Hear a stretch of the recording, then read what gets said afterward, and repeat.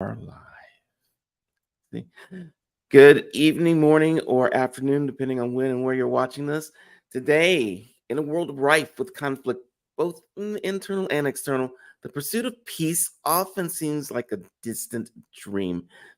Yet there are revolutionary pathways that bridge the realms of science, spirituality, and the human psyche, promising a harmony that transcends our understanding.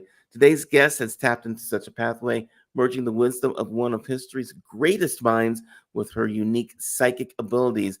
Please welcome Barbara With, a visionary peace activist and psychic who has found a groundbreaking way to resolve conflicts of the psyche. Her work channeling none other than Albert Einstein has provided her with insights that defy conventional wisdom, offering a fresh perspective on healing and reconciliation. Barbara's approach to resolving conflicts has resonated with many. So let's explore her journey, her connection with Einstein, and her unwavering commitment to creating a world that is full of peace and love and understanding where these things flourish. And here we go.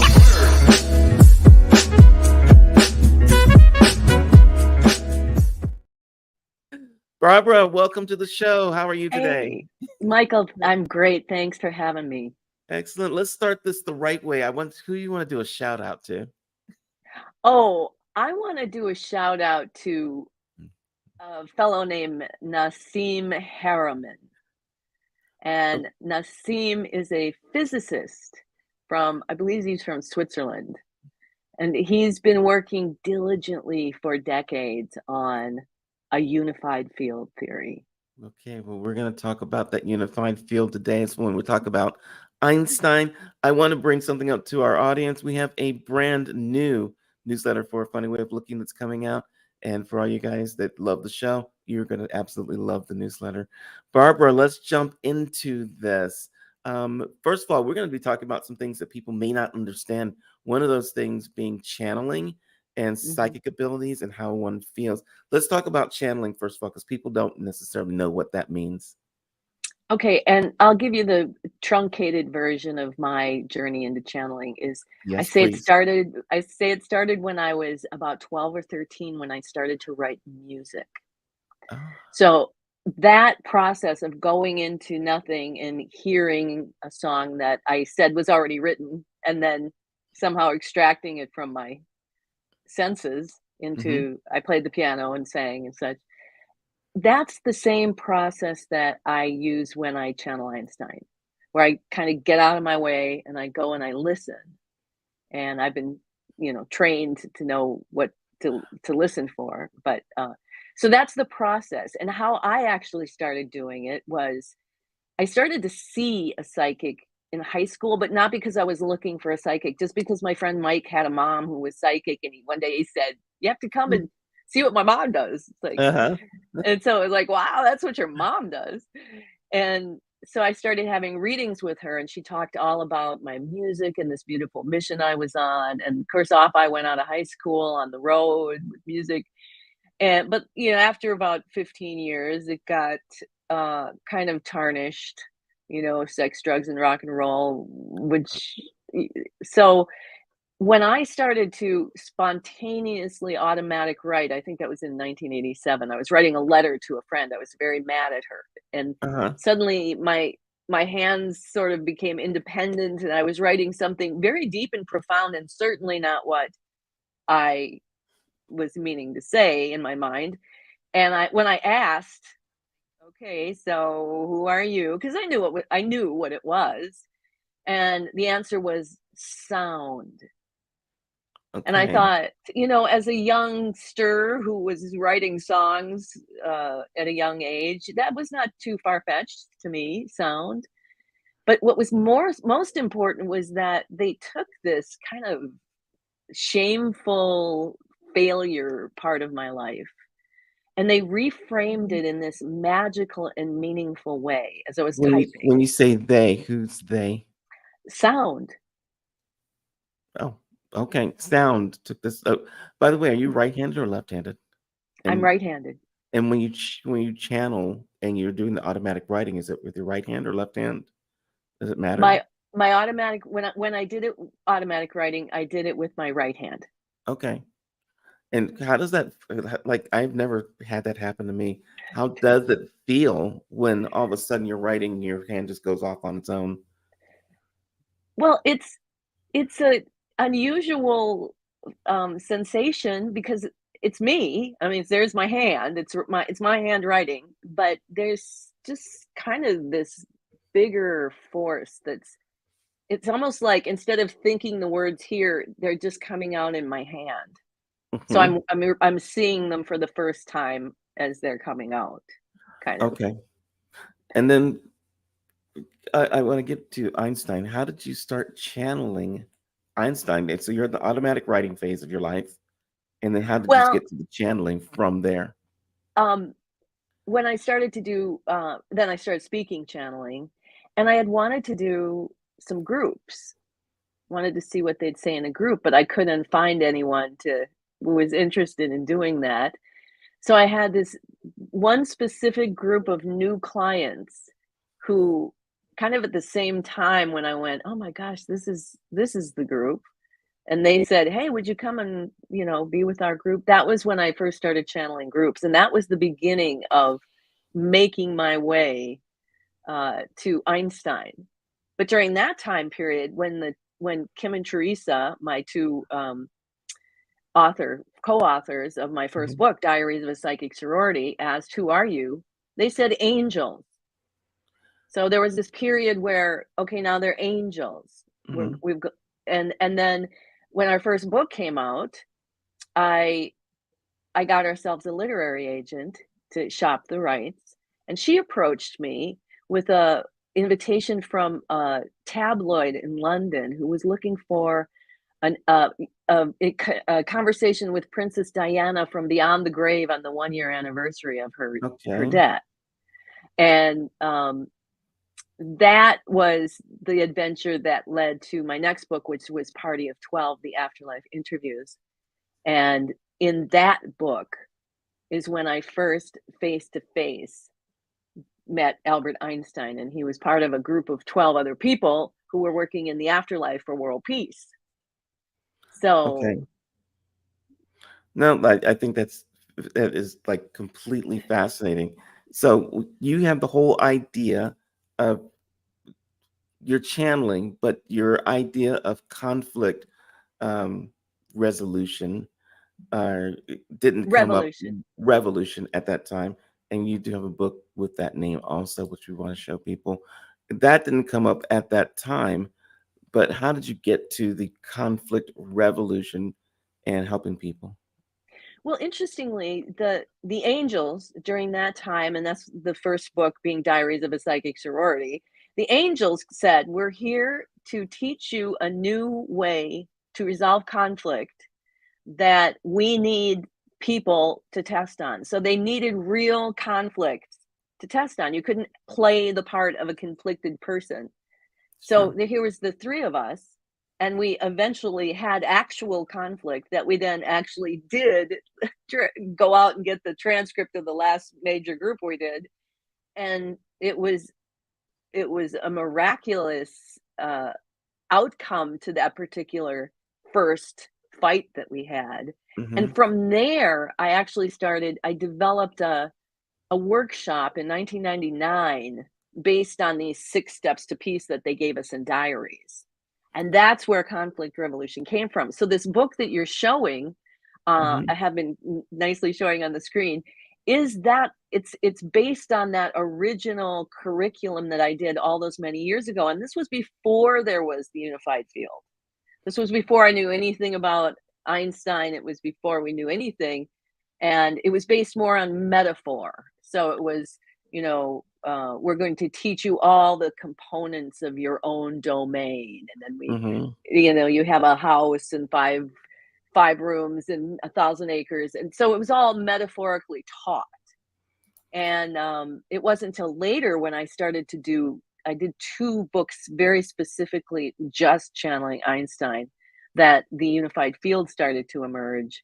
And then realizing this unified field that was emerging was the proof of why conflict revolution works like it does and can work in this way that now today we are um, bringing out into the world and asking for people to come Yes. and participate. I want to show people your other book titles because you've done a lot of writing. Um, your Party of 12 is, did that come before? That came before the conflict revolution. Yes, Okay. Party of 12 came after my second book, Okay. and And then then in Imagining Einstein. Yep, right. And also Einstein et al. I love that name. And Party of 12. and So that's you, my autobiography. why does Party of 12 become an autobiography title? It was the second in the series. Okay. Okay. Um, so when you first channeled the sound and then the angels, and then that became Einstein, or that Yes. was it just one entity, or was it multiple entities talking to you at the same time? Well, the voice always was the voice of we. When I first started getting readings decades ago with Eunice, it was the voice of we. She said she was just an antenna. Hmm. So when the angels came, it was still the voice of we. And then when Einstein appeared, it was still the voice of we. And I just figured that's why I like the idea that it's just the party. It's a big party and people want to be in it, people want to come to it. So there's a lot of uh, entities, ancestors, souls, and spirits. Okay. Let's talk about Einstein and basically conflict resolution and revolution. Like, how did that conversation specifically come up, and what is it that Einstein wanted you to understand and communicate to people? I think the basic revolutionary difference between conflict revolution and conflict resolution Right? is this map of human consciousness that he has delivered through us. It's a basic map, and consider it like a map of your spiritual organs. You know, you have your heart, you have your stomach. They do completely different things. You treat them in completely different ways, but they need to work together for the whole. So these three human dimensions that we have, intellect, intuition, and emotion, there's very specific definitions for them. There's very specific ways that you treat them. So if you have a conflict of the emotion, you have a completely different thing than when you're dealing with the conflict of the intellect. Okay. And but they work together to do what we call aligning to compassion. So that when you have them aligned to compassion and you're intentionally uh, dealing with your own energy differently, then things begin to manifest outside us naturally. It doesn't, you don't have to go at it and try to negotiate like conflict resolution. You have to have a certain way that you talk to each other and you have to Right. negotiate, give and take. It's completely not that. It's all a one person operation that can produce and does produce miraculous revolutionary results in conflicts. That I had a client, she had 25-year conflict with her mother-in-law. And when she got to the root of this conflict, she brought it to a workshop. We have you bring a conflict, right, when you come to the workshop. And Right. and Right. it was her mother-in-law. 25 years, she hated her. She was trying to send her back to Barbados because she had married a Norwegian guy and they were living in Norway. And she doesn't like me, blah blah blah. And when we got to the end of the where she's going to have her aha moment, and she said, "You knew where this was going, didn't you?" And I said, "Well, it's a pretty simple formula that no, it's not brain surgery when you listen to somebody talk about their conflict to figure out what they're reflecting back."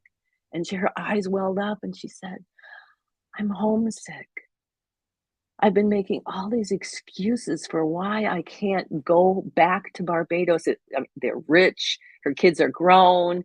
And she was refusing herself. And when she got that and everything shifted and she started to make different decisions about her mother-in-law, just like that. Mhm. 25 years of conflict shift.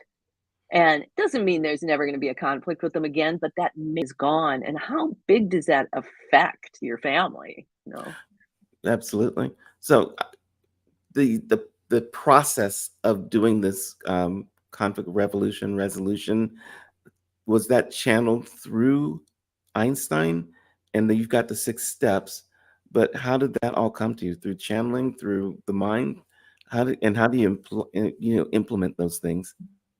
Well, it began because when Kim and Teresa and I started doing these groups, we organized them in our living room and we did 6 master sessions. I channeled Hmm. and we transcribed them and had them. And so when we had our first fight, we said in the middle of it, well, why don't we just go get the transcript? Because this is what they said they were going to do, teach us this revolutionary way to resolve conflict Hmm. inside ourselves. And we actually sat at the table and said, if you are involved in a conflict, your part of the conflict begins inside you. And Okay. I didn't know what that meant, because what does that mean, "It's inside me"? How do you get to it? I mean, there were so many more questions. But what happened was, as we listened to it, and we were committed to this work together, and each of us sort of had our own satori moment where we stopped, and me, instead of pointing my finger at her going, "You just need to blah, blah, blah," I sat down and said, "Hey, huh, I need to really have more respect for that you're blah blah blah." And she said that the same way too. And it was this really profound moment. So a lot of the beginnings of this and the really hard work of trying to piece it together was because of Kim and Teresa and our need to use it and being impelled to use it. And when it was started working so well, then what I did, and now, so they're angels now. These are the Hmm. angels. Um, I went and did a series of channeling sessions, groups in various places, and I took those transcripts and we created a curriculum. And we did it as a staff develop. First one was a staff development at a small nonprofit in St. Paul, and yeah. No, I'm fascinated by this. So when you were in St. Paul, what was the conflict that you were trying to help resolve when you went there? Well, there was staff, there's always staff development needs, and they were having these conflicts. Oh, I know why it was. I was a freelancer. So I worked in the marketing department and I worked in the programs department. And they had been trying to get a trifold marketing piece for 9 months. Hmm. And so I, able to be in both departments, did it in 45 minutes. And then I went to the president and I said, there's a lot of conflict here. Would you want to help me develop this process? And she was like, yeah, let's do it. And then I began training it as a part of the jobs in the trades, women coming out of prison and jail, training to do construction jobs and cable jobs, and they had personal empowerment. So I trained it in there, and I started doing my own workshops with it. And it's just so incredibly fascinating and effective. It's hard sometimes to get yourself to want to revolve it that way, to Mhm. want to be willing to participate in the thought experiment, because what we're doing is we're catching ourselves in the act of our own hypocrisy and our own decision making that isn't for our best interest, in our own power, basically. When you started doing this, and did you ever ask yourself, is this what Einstein wanted to do during his life on Earth, or was it something that you've learned as you were going along the whole process? About him wanting Yes. to, um, frankly, it took me a while to kind of come out of the closet about Einstein. It's been a transition to accept all of this at all, Hmm. because it's kind of a wild story and it drives you nuts a little bit when you don't really know. You just think you're crazy. You're talking to angels. You're talking to Einstein. What the hell? But as I began to really embrace the reality of it, which was helped along by channeling this unified field theory from him, because I started to see, oh, this is the proof that you exist in afterlife. This is the proof that you exist in afterlife. So and then learning all about his life and the things that he did in life and what he was working for in life. And yeah, I absolutely believe the conflict revolution is the byproduct of his, he died without having world peace. He died without having the unified field theory. And he took that into afterlife and he got to work and found a way to do this, which is brilliant, which you would need somebody like him, as brilliant as he is, to figure out how to do this. Have you had times where you've been channeling Einstein and Einstein is giving you methods or things that he did not do in his life that you were able to gain knowledge of because of his teachings in the afterlife? You know, it's been like this, where, for example, in 1998, when I was finishing Party of 12, it ends with what they call the Manifesto of the Destiny of World Peace. Hmm.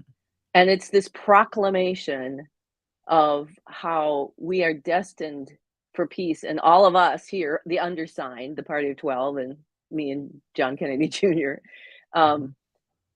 we are committed to peace through every lifetime, through every relationship, through every. Well, I had no idea that Einstein was, in his life, manifestos were ways in which they announce things. You're talking about the 1920s, and scientists would write this manifesto and then they'd have a news conference and they'd read this manifesto. Mhm. And so Einstein's last manifesto was the Russell Einstein Manifesto on July 9th, 1955. He was already dead, but it was this desperate plea to the world to find ways to resolve conflicts peacefully, because Okay. otherwise we're going to end up in World War III and it's not going to be, nobody's going to live. Now, it was 1955. You would have thought he was here today. So Mhm. it's those kinds of things that, and those are only personal things for me. Like, I can't ever try to convince somebody that it's really true I didn't know about manifestos in 1998, but it was. And so Right. it's part of the wonder and awe of this journey, for sure. Yeah. What do you think the ultimate goal is that Einstein and other, maybe do you channel other people, and what is it they want you to be able to do through this through your channeling and through your work here on Earth? I call this the ultimate personal and empowerment initiative. That Mhm. this work is about not only giving people clear, simple, step-by-step instructions for how to be the world peace and why it works, um, because that's the only way that the whole world is going to change, is if we change ourselves from within. And people more and more and more want that. I'm after training this for 30 years, it's been amazing to see how people want to know how to master themselves. Yeah. Do we have to do this through, say, a single world government? Do we want to keep separate world governments? What would Einstein and you and the people who are helping you right now really want to have happen? I think it's about building people in a community that work for the good of the whole community, starting with self-loving of self and Okay. self-caring for self. And everything builds up from there. We can take away it just, I'm not, don't want to get into politics, but there's one side and then the other side, and there's a leader and there's a leader, and there's all this drama that's going on. And there's all these people that prop this leader up, and all these people who prop this leader up. So you can take this leader away and put him in jail or kill him, or this one, put another one on. You still have these people who are in this old system of propping up this whatever's happened to our system. So really the change needs to come here at the bottom level, and it What comes at kitchen tables. what's the next step? What's the next big thing that needs to happen, or that Einstein wants to have happen, or you want to have happen? What is it that is important? This Okay. conflict revolution. I O- I truly believe that if a large majority of people on the planet began to practition this, that the because the idea is everything in this system that we have of having life, physical body, comes from within us, and it's projected out and it's perceived back by the body, and this system is a perfect system. So if this part of our system is conflicted, it is going to perfectly project into the lens of our physical world. If this part of our system is in alignment with compassion and we're making decisions to take care of ourselves, and instead of projecting our hate or our anger on people, we're projecting our self-love and our compassion, consciously making decisions for the good of everyone, including the self, which is the whole beauty of it. You get to be have your needs filled, you get to live a happy life too. Then we build from the ground up, and I think anything's possible then. However it's going to happen, is it going to be small communities that start to build up? Is there going to have to be a major fall? I don't know those things, but I know when people find self-love, everything will change. I think that the things that you've been saying are amazing. I want to dig deeper into who is Barbara with, and we are going to play a little game right now that I do with some of the guests. It's called This or That. I'm going to ask you what question. I'll give you two options. You can choose one or the other, but not neither or both. And let's just learn some more about Barbara and see what Fun. what is going on with you. So we're going to start with some easy questions, and they may or may not get more difficult, and then they might get to be thought provoking. But let's start out this way. So, what is your favorite way to connect with your inner self? Meditation or yoga? Meditation. Okay. How about ancient wisdom or modern philosophy? Modern philosophy. Yeah.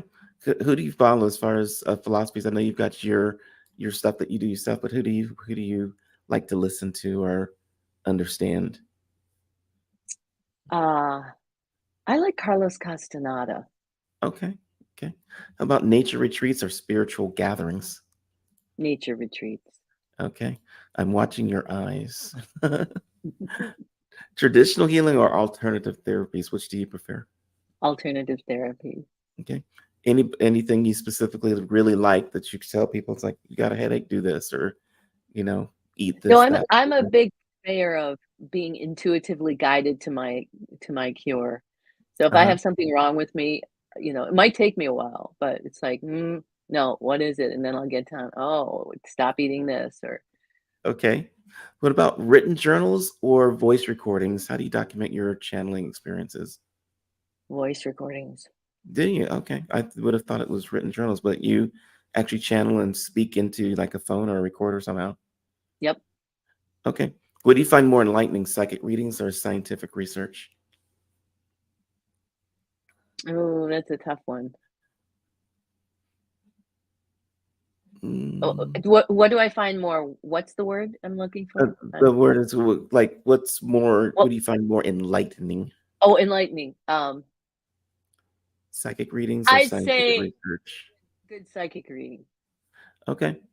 Um, do you ever wish, like with your psychic readings, you could channel others besides Einstein, the angels, or how does that work? I do, and I have. A lot of times I don't know who I'm channeling specifically, but other times, say there was a group session I had in the spring where Carl Jung dropped in, and that was pretty profound. So, and there's always, You're talking about the psychologist, like yeah, Carl. Okay. Okay. because Freud is in Party of 12. So I didn't really know much about Carl Jung, but I know more now. Okay. um, let me see. What fulfills you more, teaching others to channel or channeling for them?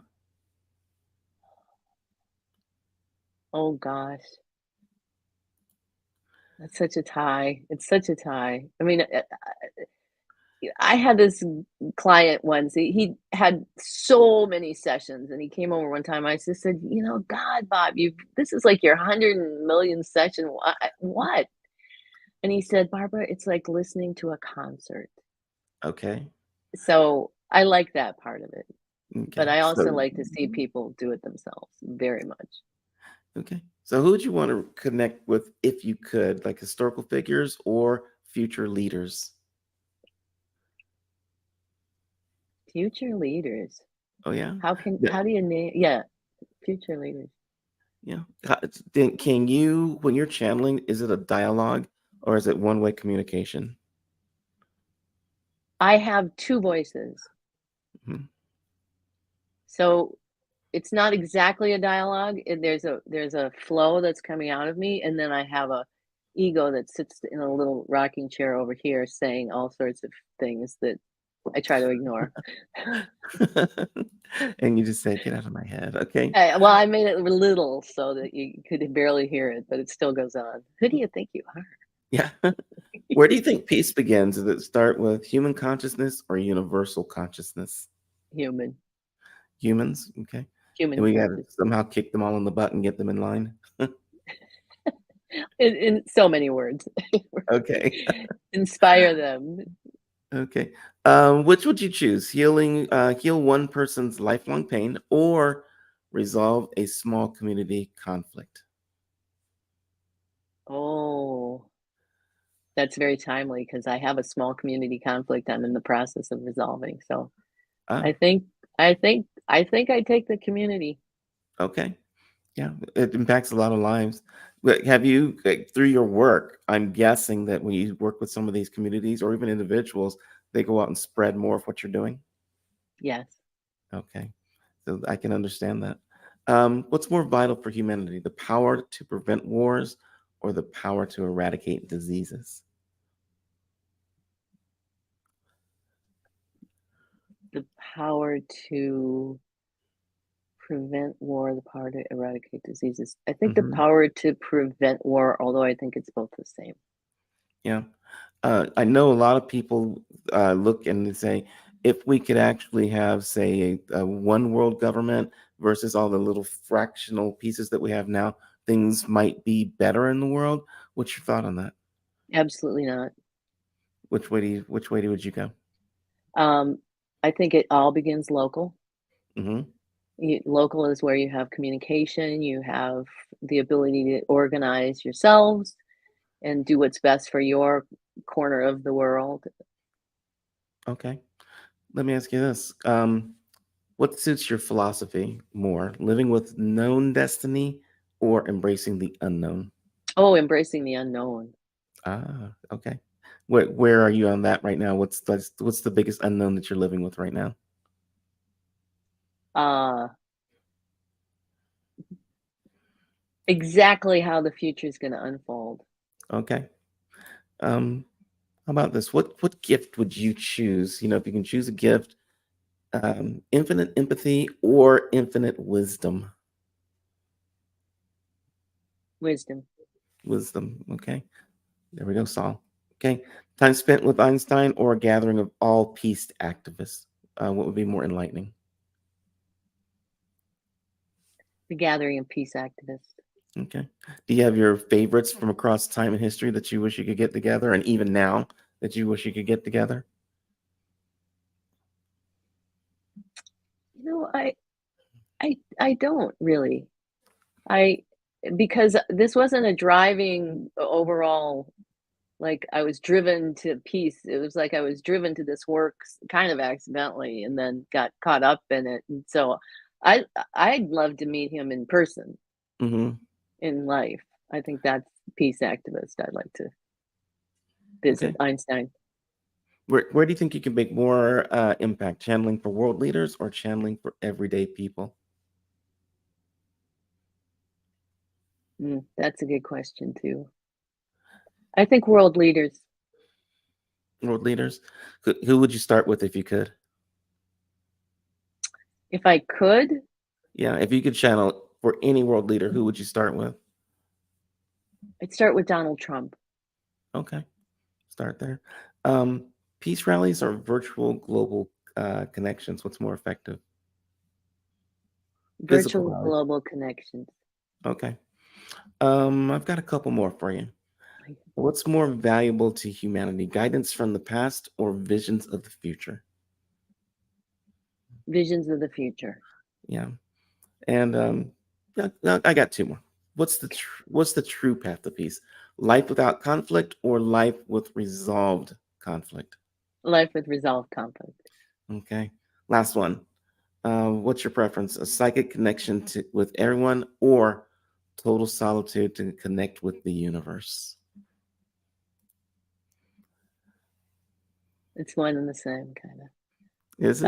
I take the solitude. Yeah. Solitude, just like feel this. Yeah, How does one get to that, you think? it's a intention and a vision that then becomes a manifestation, I think. Mm, all right. Let's make sure everybody can get in touch with you. First of all, just to remind people, you've got your book out there, Conflict Revolution, which by Now the this way, was banned. This was yeah, that banned. I don't understand how this could be banned. But do you want to tell that story just for a second? I don't understand. Yeah, this book came out in November of 2022, and my printer distributor, who puts it up on all the online bookstores, put it up, and then I did a new version of it and published it on a different publisher, and it was banned because there was a new list from November. There was a new list of restrictions that my company had to adhere to, and Yeah. one of them was violent language and stirring up violence. And it wasn't banned in libraries. I mean, it's banned on Amazon, right? It's been anywhere that my particular printer distributor. It's the printer distributor who's who's putting these restrictions in place. So it's every online portal, not just Amazon's banning it. Wow, So that is astounding. so I've appealed, and I'm imagining they're going to turn it around. But nonetheless, that it happened at all is a whole other show. Okay, well, we'll start with it as a badge of honor that you got banned. Right. People can stay in touch with you easily at barbarawith.com. And for everyone that's listening, it is Barbara, and with is WITH, barbarawith.com. You've also got a couple other websites. You've got your synergyalliance.llc, and Yep. then you've got partyof12.com. So, and of course, you are on all the socials, including Facebook right here, facebook.com. Einstein and the Party. Einstein and the Party. And then we've got Twitter, also known as X these days, Psychic Sorority. And I think it's amazing. And I have loved just sitting here listening to you and talking with you. Thank you so It's much. been so much fun, Michael. Thank you so much. We are going to bounce out of here. I just want to let people know you can get back to funnywayoflooking.com and look us up, and you can see Barbara's interview again because it's going to be there almost immediately. And for everyone that does not know, we've got a brand new A Funny Way of Looking newsletter coming out. It is going to start up on Monday. I would love to have everybody subscribe. It's super easy. Just give us your email. We'll send it to you, and you'll see articles from all kinds of people that have diverse voices and getting to open minds. So thank you again, Barbara, for being here. Loved having you here. And we've got more to talk about. So we'll see you in the Yes, we future. do. I'll be back, Michael. Thank you so much. All right. Thank you, everybody.